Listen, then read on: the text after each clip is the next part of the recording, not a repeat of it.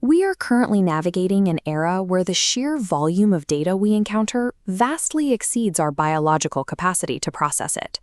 Every day, our brains buckle under the demand to make high-stakes choices, drowning in a sea of conflicting information. When we face this kind of uncertainty, our natural instinct is to lean in. We try to gather more data, obsess over the details, and calculate every possible variable in a futile attempt to eliminate all risk. This chart illustrates a cognitive bias psychologist Daniel Kahneman called "What you see is all there is." Our minds focus entirely on this small, illuminated spotlight of known information, while remaining oblivious to the vast, pitch-black space of unknown variables surrounding it. Because the spotlight starves us of context, the risks we can see appear much larger than they really are. This narrow framing makes us hypersensitive to potential losses, leading to a state where the fear of making a mistake outweighs any rational evaluation of what we might gain. By magnifying these immediate threats, we unintentionally paralyze ourselves. The very act of zooming in to find security creates the exact confusion and information overload we were trying to escape. In the 17th century, the philosopher Balthazar Gracian observed that in moments of confusion, our typical urge to act is usually the wrong move. Gracian compared a chaotic mind to a muddy stream. He noted that if you try to force the water to clear up by wading in and pushing the dirt away, you only stir up more silt. Finding clarity requires the opposite of that modern instinct.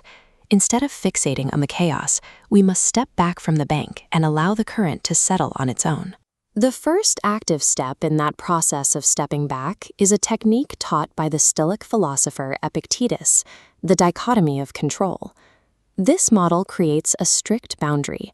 In the solid center are the only things you actually control: your own actions, beliefs, and judgments.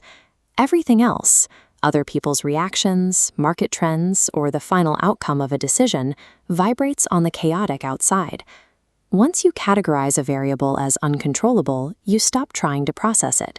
As those external factors fade out of your mental frame, the cognitive load required to understand your situation drops instantly. By stripping away everything you cannot influence, the blinding fog of variables shrinks until you are left with a manageable, actionable reality. While philosophy helps us filter our data, modern neuroscience gives us a way to monitor our own reactions. This is called metacognition, the ability to step back and think about your own thinking.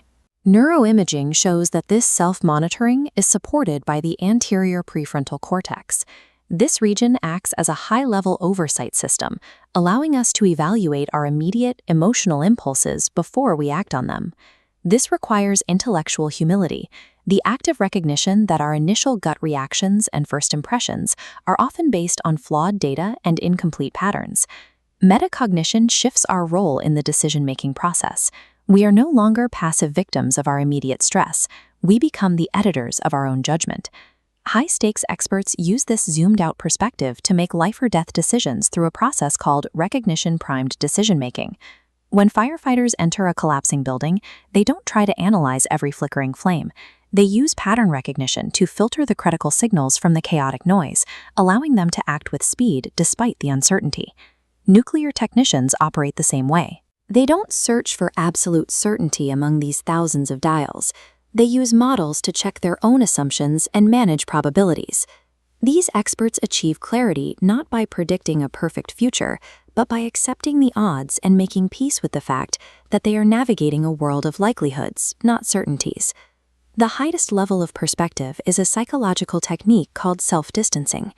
In his research, psychologist Igor Grossman asks people to view their own problems in the third person, or to imagine how they will feel about a current crisis 10 years into the future.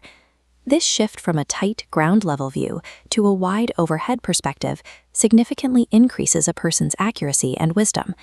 By removing our self from the center of the problem, we bypass the biases that usually keep us paralyzed. This newly found distance doesn't magically make the problem disappear, but it completely changes how we are able to see the path forward. The logic Epictetus used to navigate the Roman Empire and the techniques neuroscientists use to map the prefrontal cortex are converging on the same insight, that our wisdom depends entirely on our perspective. Clarity isn't a final destination where the world suddenly makes perfect sense.